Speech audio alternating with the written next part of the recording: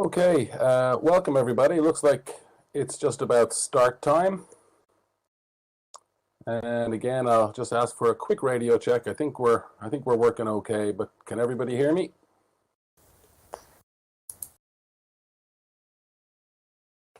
Super. Thanks very much. I appreciate that. And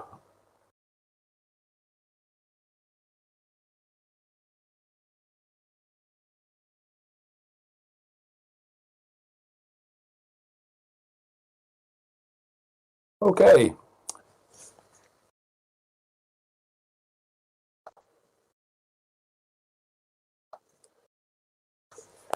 Welcome. Welcome to 3D Diver Training's 2021 Virtual World's Best Practices in Education Spotlight presentation.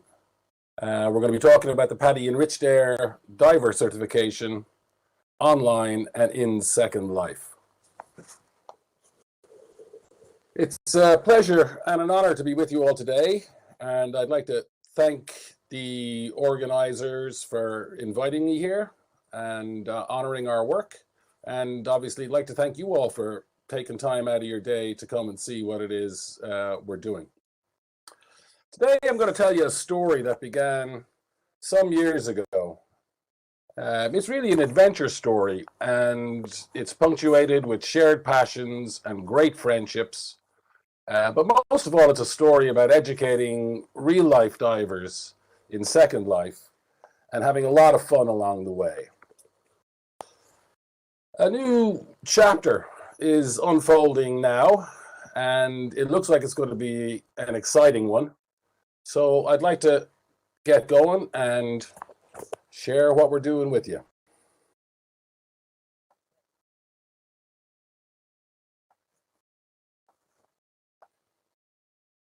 First of all, we're just going to do a quick dive brief, as educators are wont to do, so that we all know what it is we're going to be talking about and where we're going with this presentation.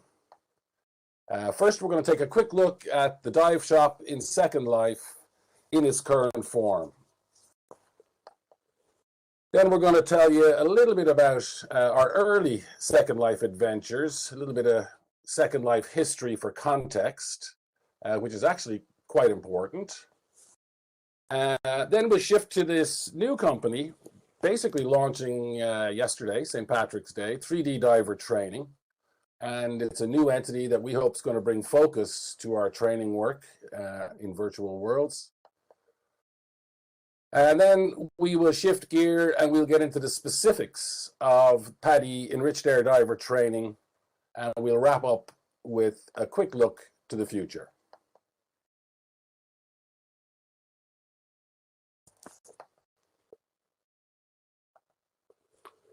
Now, this is the dive shop in Second Life as it stands today. You can TP over there when we're done this presentation and go for a dive.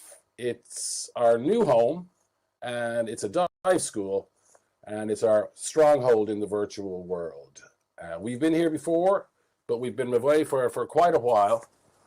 And then last March, we came back for what is honestly a COVID-inspired reconnaissance. We liked what we found, and we have decided to stay. At first glance, you might think this is just simply another of the many beautiful tropical islands where palm trees sway over the azure Second Life seas. There's a dive shop here and a resort. There's a pool and a hot tub. It's a fabulous place to hang out. But if you take a deeper look, you'll find that right outside the front door, there's a drop-off, straight down to 50 meters. And it's a stunning wall with sea fans adorning the sheer faces. There's schools of brightly colored fish all over the place, big groupers and manta rays, and all kinds of other exciting things scooting around. So let's take a quick look, just a few pictures to whet your appetite for what we've got going at the moment. There's the wall I was talking about. Unusual, as we'll see later, in that it's 50 meters deep, and If there's any divers in the audience, you'll know that divers love walls. They're places where you get that fabulous sensation of hanging neutrally buoyant over the abyss, almost like flying. It's a magical sensation, and it's almost as magical in Second Life as it is life.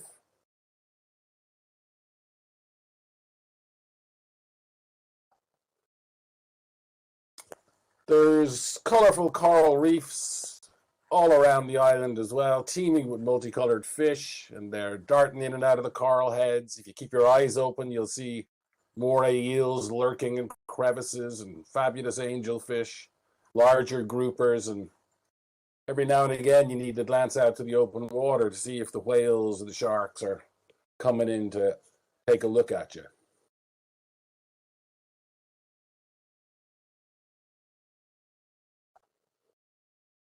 We've also, and we'll hear a little bit more about this, got a really cool realistic scale model of a real life wreck. It's one of our flagship dives, and divers love wrecks almost as much as they love walls. And we'll definitely be revisiting this wreck a little bit later on.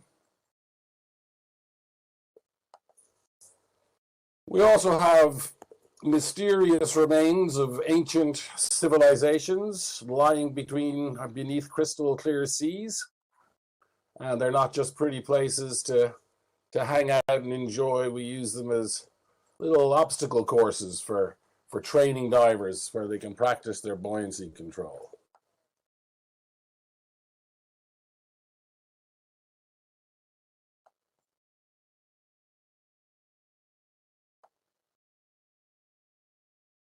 Now, we've got kelp forests, and who knows what lies around behind you there.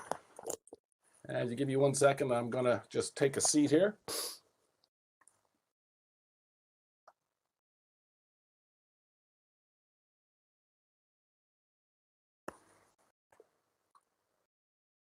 Sorry for the pause there.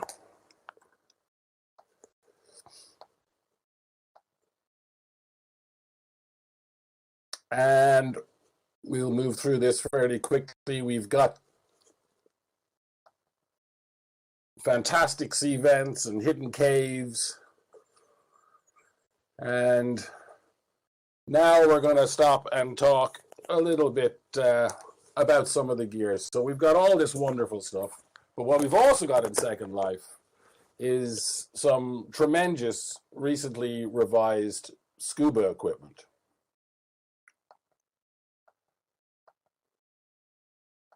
And I'm just going to move along a little bit here. So to explore all these amazing sites, we rely on sub-oceanic scuba gear. And the equipment received major updates in the last year. And obviously, when you're in the business of diver training, this is key stuff. There's 2 modes of buoyancy control with this equipment: arcade, simple up-down, and simulation, which closely emulates what you do in the real world when you're diving. It's animated, and these animations flow seamlessly and automatically, walking, swimming, resting on the surface. You hear the bubbles, the sound of your breath, and there's a brand new dive computer, and it astounds real-life divers with its level of realism. It provides depth and dive time. It updates your no decompression time continuously. It's integrated with the scuba tank and provides gas pressure and remaining gas time. And I think it's safe to say that scuba diving and scuba diving equipment is in a good place in Second Life. So that's where we are now.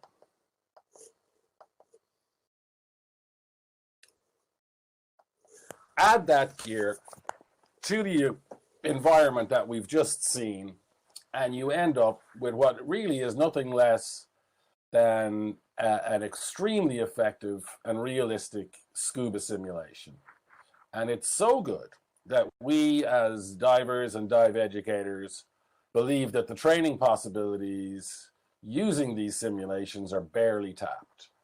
And that's one of the main reasons that we're here now.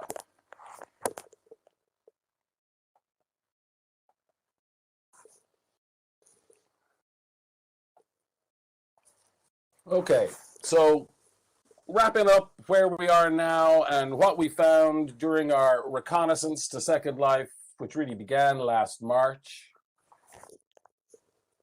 First thing we noticed is the Second Life technology is persistent, and that's important. Our earlier skills and experience were still relevant after more than 10 years in the cupboard. The world was at once familiar and new when we came back in. We also were delighted to learn that with the right designer and landscaper, it's possible to create truly stunning 3D underwater seascapes, which we believe are the equal of many other virtual environments. And that was one of the real benefits of the new Second Life, was that mesh has basically redefined what's possible.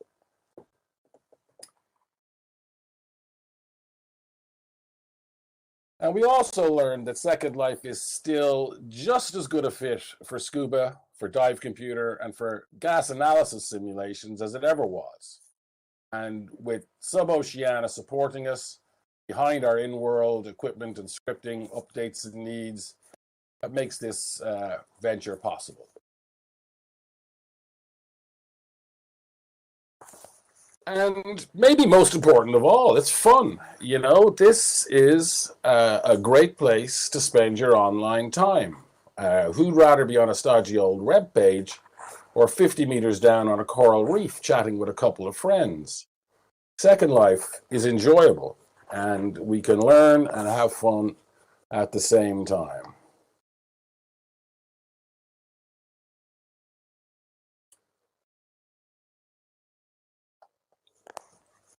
Okay, we're going to shift gear a little bit here, and we're going to talk a little bit about PADI. PADI is the Professional Association of Diving Instructors, and it's the world's leading diver training organization. It was founded in the late 1960s, and it now has more than 6,600 dive center and resort members, more than 128,000 professional dive masters and instructors. PADI issues about 1 million diver certifications a year in countries all over the world.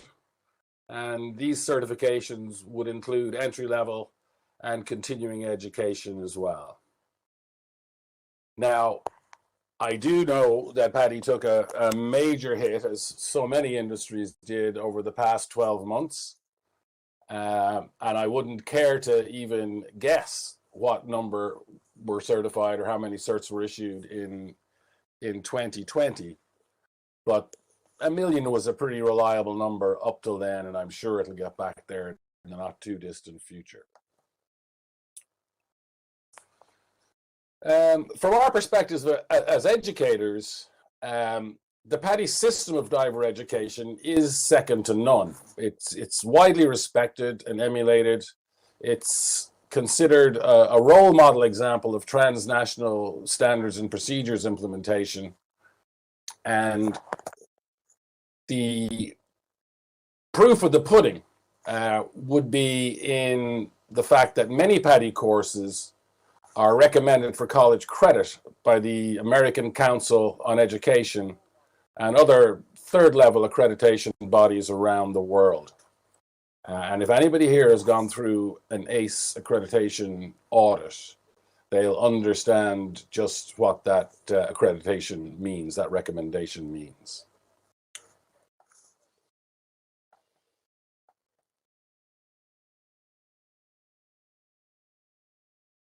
Now, we'll just look a little bit at the materials, the educational materials that support the PADI system of diver education.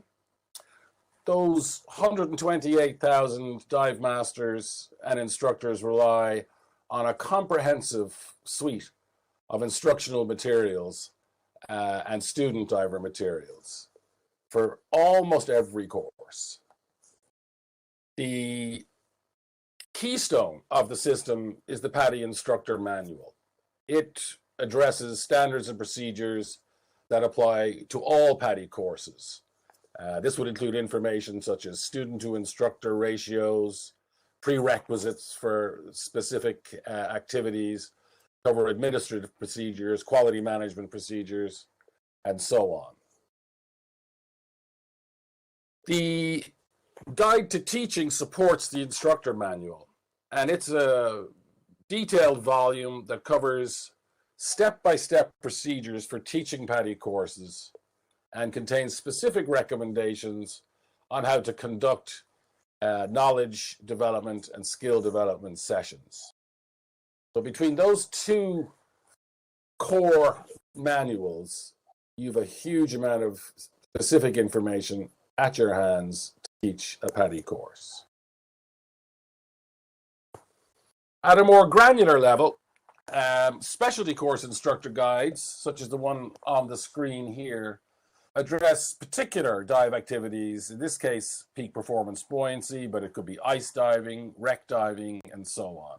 These would be courses outside the core curriculum, but for which there's still significant demand, and of course, for which appropriate education is particularly important.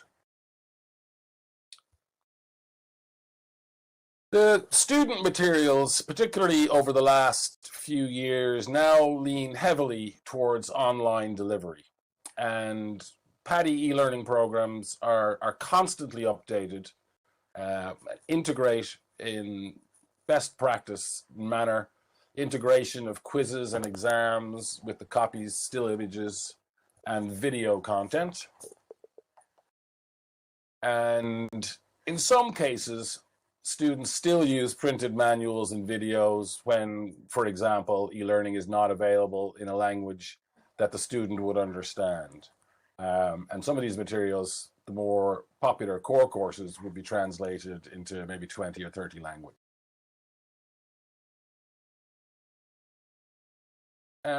Finally then, and not insignificantly, PADI administers and supports the diver certification process and provides significant benefits to its members, those dive masters, instructors, and dive shops I spoke about a little earlier. PADI employs full-time training consultants, there's legal and risk management support, and so on. They have insurance services, and they have business consultants. So they do whatever they can to support their educators in the field.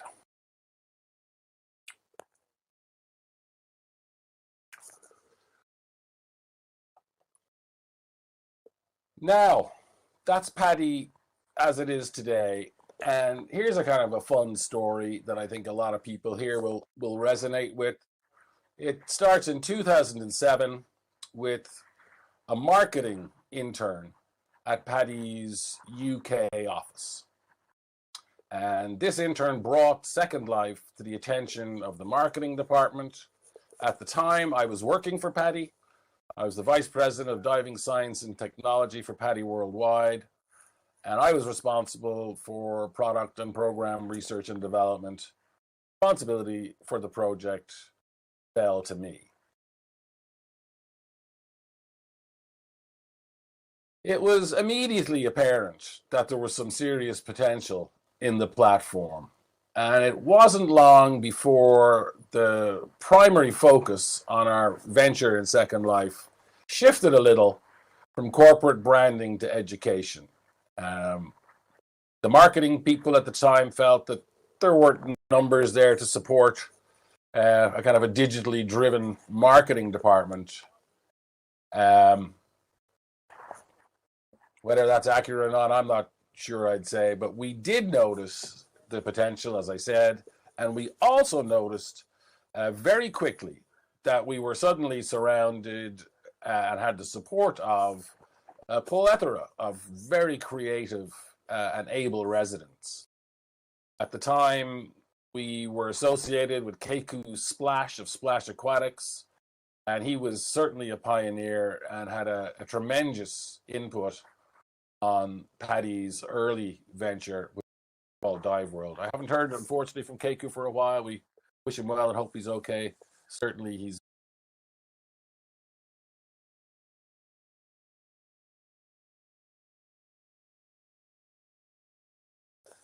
Now, 2007 still, and this doesn't look a million miles from the picture I showed you in the intro, but what we also found alongside these creative individuals and people and this interesting potential-filled environment was that there was already some excellent virtual scuba equipment in place at the time. Keiko Splash had his own line, and it was about now that we met Philippe Carrez, Phil Ocean in World, and he is the originator of what we're looking at here, the HEPS virtual dive system. It was off the shelf, easy to use, easy to distribute, very impressive. He could equip somebody for, I don't know what it was, 100 lindens or something, but it was hard to get your head around how cheap it was. That was there. The gear was in place, it was cheap, it was ready to use, and it was perfect for what we had in mind. Now, against this backdrop, back in 2007, 2008, there was a big change going on in diver education. Dive computers, like watches that you wear on your wrist, were coming in at a fierce lick, and dive tables, oh, sorry. I clicked the wrong thing there. So the technical development of dive computers had reached the point where nearly all divers who were doing their entry-level course were using a dive computer to monitor depth and time and no decompression status. And this, as I said, was a major change, because up till this point, divers had to use physical tables to monitor and plan their dives, and of course that's what was in the course. So the question on everybody's mind was, how are we going to update our curriculum to address this deficit in some kind of creative and effective way?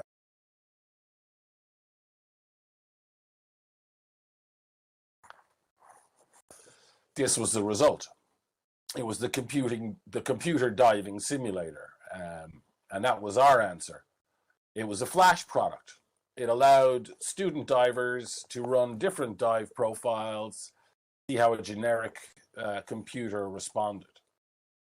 It was a companion piece to the book you saw on the previous slide, and divers received code with the new book, and then they would download the simulator from the PADI website. Now, what was interesting was that this was created by Philippe Carrez and Suboceana from the technology that currently existed with that dive gear in Second Life. So it was exporting Second Life simulation technology into a flash platform, bringing it mainstream with PADI's open water diver course, the most popular diver training course.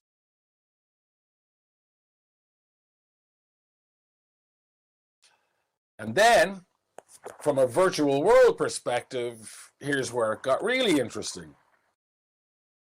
Suboceana created a computer diving simulator for Second Life divers. So the technology that we had extracted, that we had built on so that it would become a leg of our educational stool, was now re-imported into Second Life with an update of the existing products, and suddenly we were using the computer diving simulator on a 4-region presence for PADI at Dive World in 2008. And it was a remarkable simulation.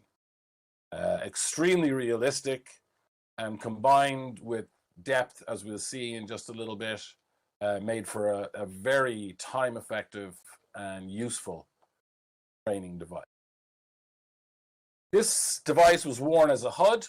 It used the same decompression algorithm as the Flash version, which is exactly the same one that divers would use in the real world. Now, the computer diving simulator, instead of responding to some input on a Flash program, responding to the virtual diver's depth and time and updating it in real time. The design parameters of Second Life was a neat coincidence also. With Linden water at a default of 20 meters deep, and with 50 meters and even more possible in some cases, it was a perfect match for recreational dive depths. So you were functioning in a virtual environment with depths that would be exactly what you were looking for in real life.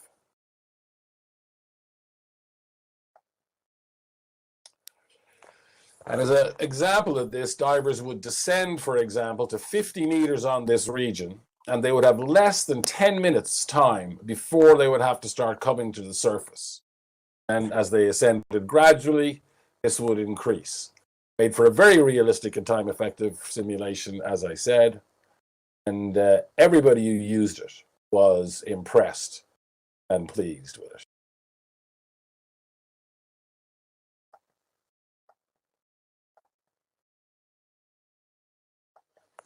Another interesting application to mention briefly was, and again, we're still in 2008 now, is that we did use Second Life briefly for professional level education for dive masters and instructors.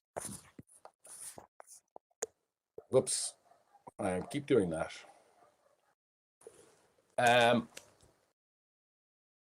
We use Second Life to run training scenarios where divers played different roles as instructors learn to manage and control a group of students underwater. And obviously you can see that the consequences of making a mistake in Second Life are not nearly as drastic as making a mistake underwater. The scenarios were relatively easy to set up and repeat.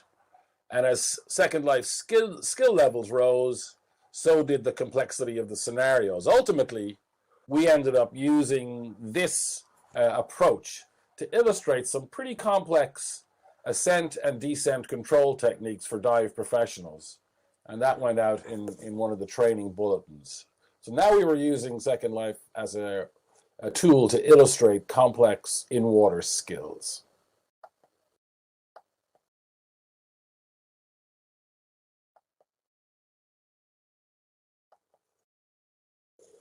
And conservation is not a side note. It has and always been and always will be a cornerstone of the dive ethos. John Cronin, a hard-drinking Irishman who founded PADI, that's why it's called PADI, said once famously, if we don't look after the oceans, who will? So Project Aware was an important part of PADI's early Second Life adventure, and it's going to be again. And the current Project Aware specialty, which is open to divers and non-divers, we'll talk a little bit more about it later, looks at 10 ways divers help protect the open planet. It's a simple, popular, impactful course that leaves people changed, and hopefully it'll be here soon for anybody who's interested.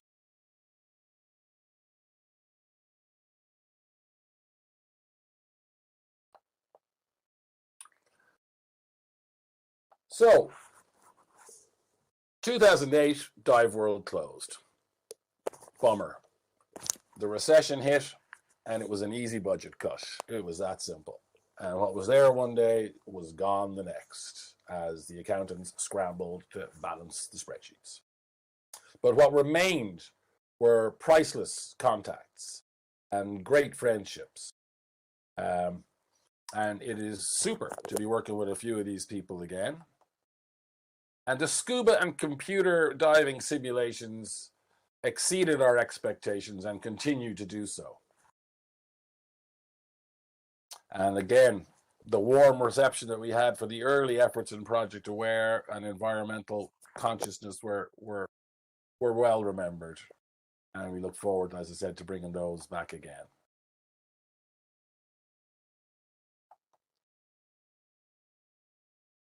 Okay, shift gear again.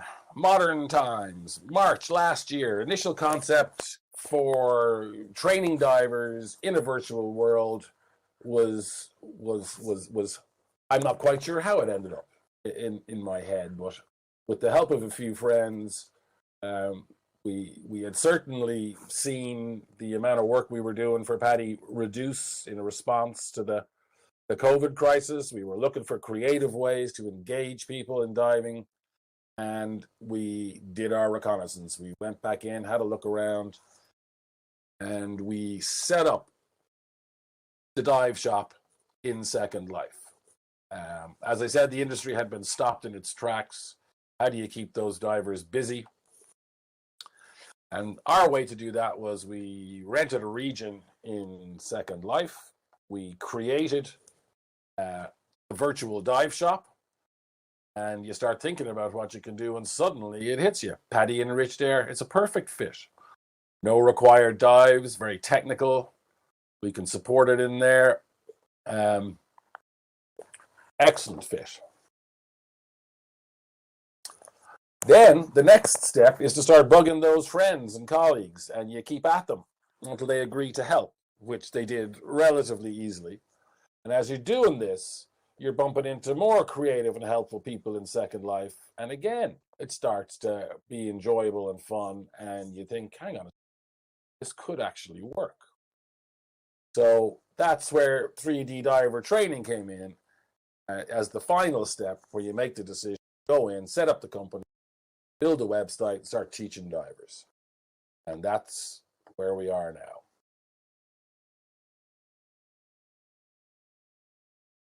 Okay, at 3D diver training, our tagline is that we're passionate about diver training and 3D immersive environments. The company's focus is firmly on maximizing the benefits of 3D and virtual environments in training scenarios. And to do this, we're looking at all kinds of relevant new technologies, obviously with a particular interest in underwater 3D. The website of the company literally launched yesterday on St. Patrick's Day, and be delighted if you check it out and see what you think. It's literally 3ddivertraining.com.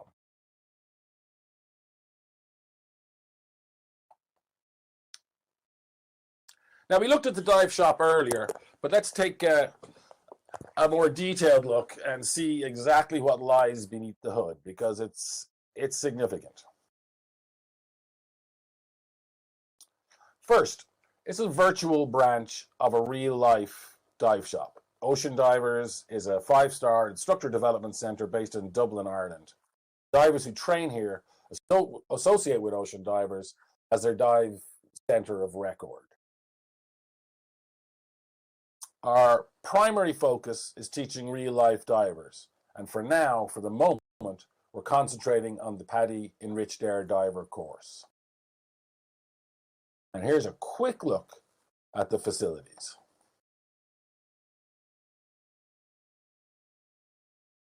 We have a simple shop.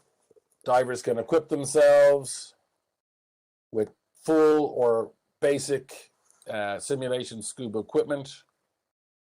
Members of the dive shop, it can be joined by anyone in Second Life, get a big discount on gear, and we've also got cheap, very cheap rental and free snorkeling gear for everybody. There's also a few amazing vehicles. One of those creative people again, Kat Hunter of Hunter Marine, and we worked with her in particular on building the Deep Sim Explorer submarine. That is another stunning simulation, and it's sitting at our dock and a feature of what's going on.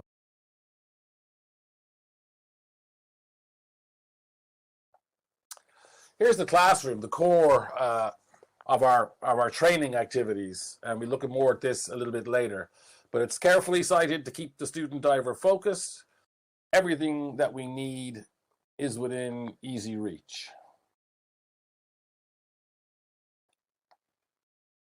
Here's our dive prep and planning area. It's where divers get dressed, ready to dive. They can set their computer. We'll look at that in a little more detail later using that smart dive device.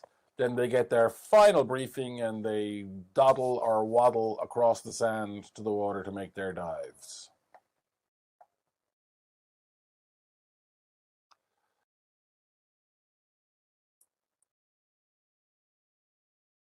Now we're going to look quickly at the work group, the key people behind the Enriched Air Diver solution. There's myself, I'm a PADI Master Instructor. I've been in the business for a great deal of time. There's Philippe Carrez from Sub-Oceania. I've introduced him as the guy who created all the gear.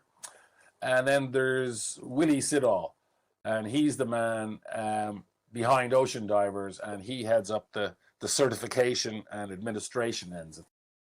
So I'm basically the driver and the dive instructor. Phil is the man with the plan when it comes to scripting, and Willie is Ocean Divers and leads the certification and responsible for our initial web presence. So we built these tools that you're looking at in the picture. We landscaped the region, and it wasn't done very well at first, but more on that later. And we pitched PADI on the idea. We ran our first Enriched Air Diver course in World in July 2020, and it was a closely monitored alpha trial. We had the PADI staff on the course, and it was very successful. So this approval that we finally got to complete the practical application portion of the course in a 3D world is unique.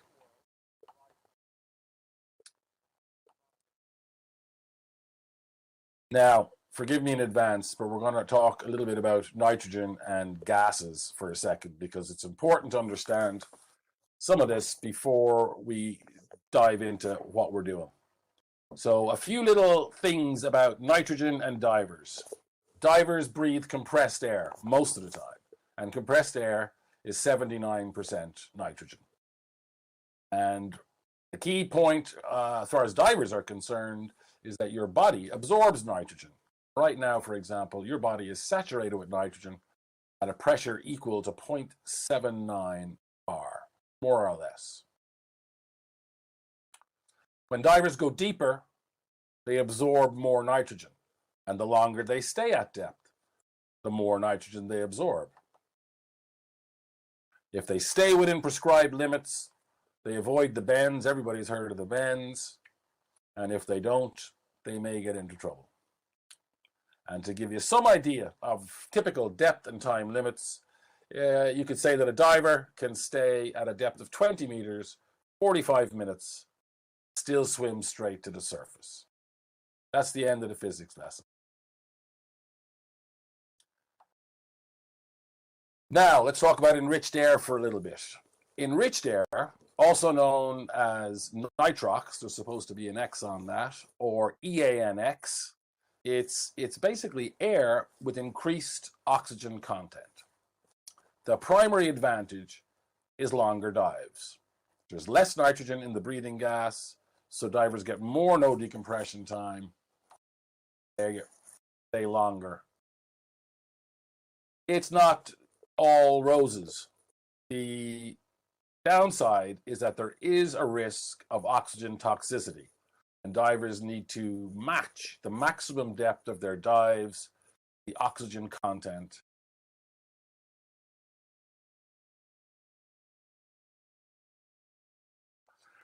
Typically, divers will use Enriched Air 32 or 36. It's just kind of a legacy blend from NOAA days when they were just the standards, and it has some practical values. But divers can choose any mix up to 40% oxygen and 60% nitrogen. From a practical diving standpoint, enriched air is particularly useful on dives between 20 and 30 meters, which is just where recreational divers want to go. And also when making repetitive dives, more than one dive in a day, which is typically what divers would do, especially when they're on a holiday.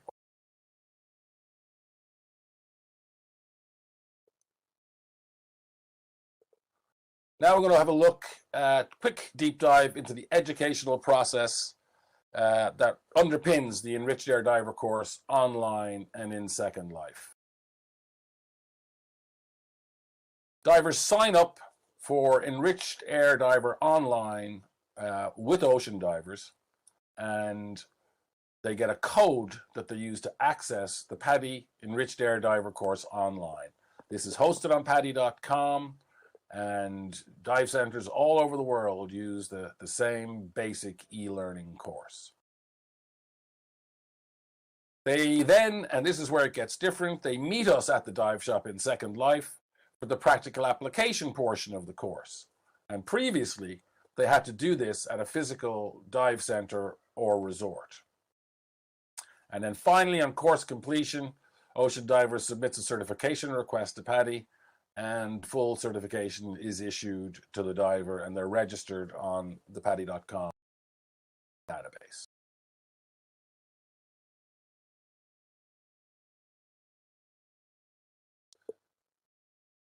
Now, the course is a perfect match for certification online and in-world. First point, there are no required dives. This is a technical course. We're teaching people how to blend gas, not how to swim or clear water out of their mask. We could also blend and overlap the knowledge development that the student diver is doing online with the in-world activities. And we found this really keeps the interest up and also establishes excellent relationships with the student divers.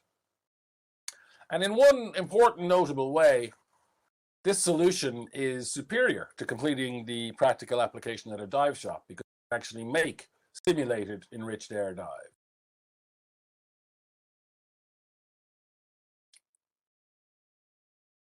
Now, the online portion of the course is open to any diver with an entry-level certification from any diver training organization in the world. Most of them have mutual recognition. Knowledge development, as we mentioned, online integrates assessment and learning, handles administrative paperwork as well. The instructor is notified regularly throughout the process and can monitor the students' progress.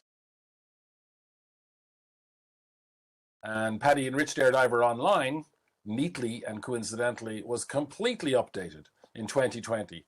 So now learners are benefiting from a brand new state-of-the-art e-learning platform.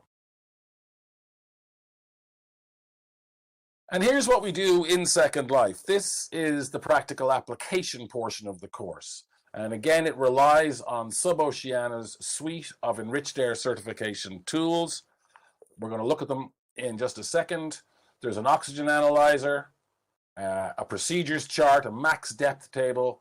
We have an air tank and an enriched air tank, and a label and a marker. And I'm going to show you quickly how all these work.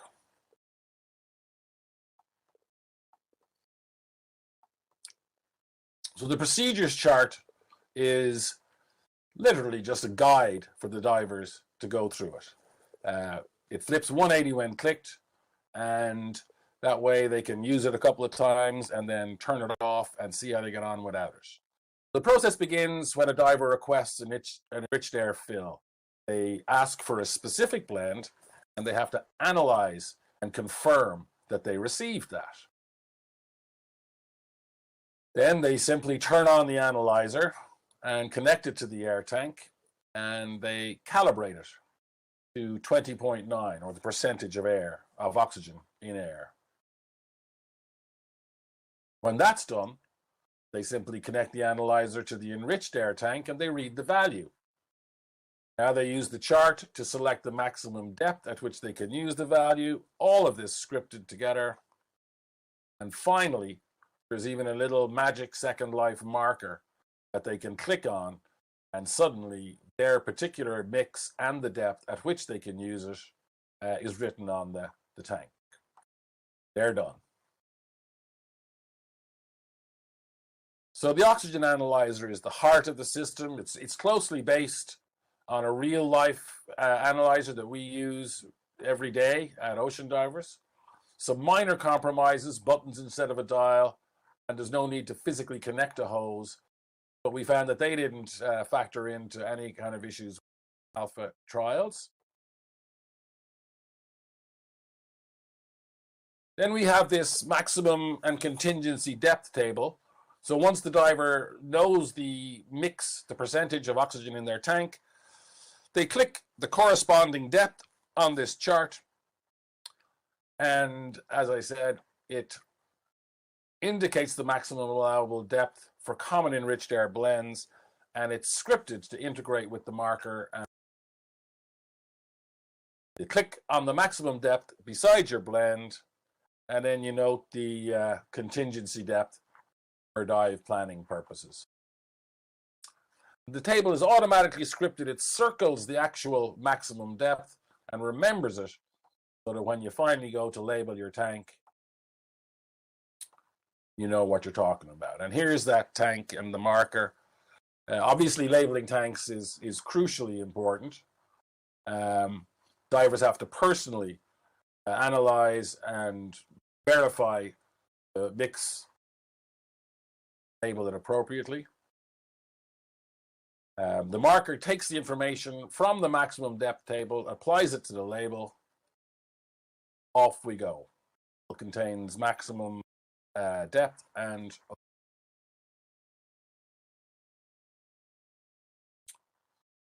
one other performance requirement we had to figure out a way to meet in order to get approval, and that's filling out a log. And divers have to fill out a log every time they request an enriched air fill, and it's a performance requirement for certification.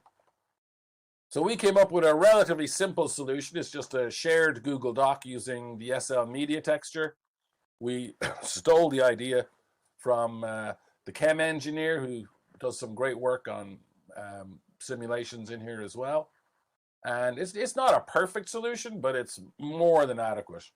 You do have to reset the texture regularly, but once you've done that, it seems to work. It seems to work just fine.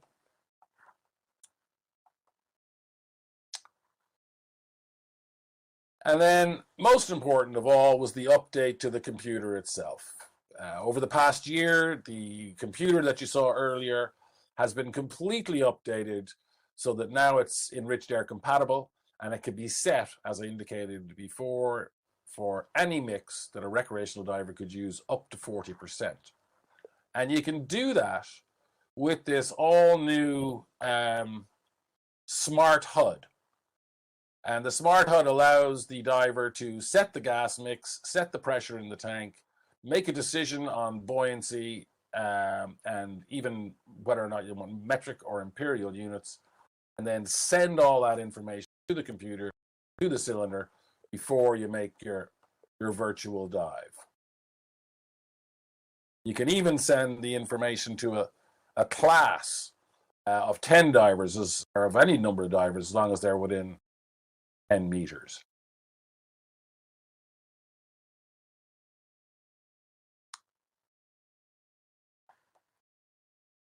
And it all comes together on some very cool virtual dives that we have literally custom designed to highlight the benefits of diving enriched air. This is the wreck we saw earlier. It's a real replica of a wreck in Scotland called the Freoch Bawn, or White Heather. Very popular build-up wreck with divers in the Shetland Islands. And we worked closely with Simon Brown of deep3d.co.uk, and we built and imported a model based on his photogrammetric survey. And obviously, you can probably tell, I think it's super cool. We talked about that already. So in both worlds, she lies at 30 meters on a sandy bottom, and she's actually perfect depth for testing out different enriched air mixed for real life divers, who then, of course, could actually go with that information practice and dive the wreck in Scotland. So what's next?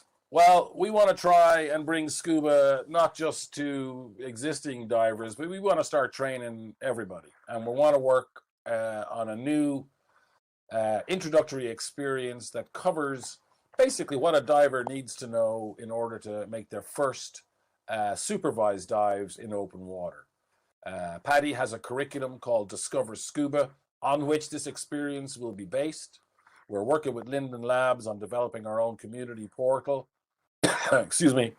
And we hope to use the Second Life experience technology to actually integrate the knowledge development and the skill development on complete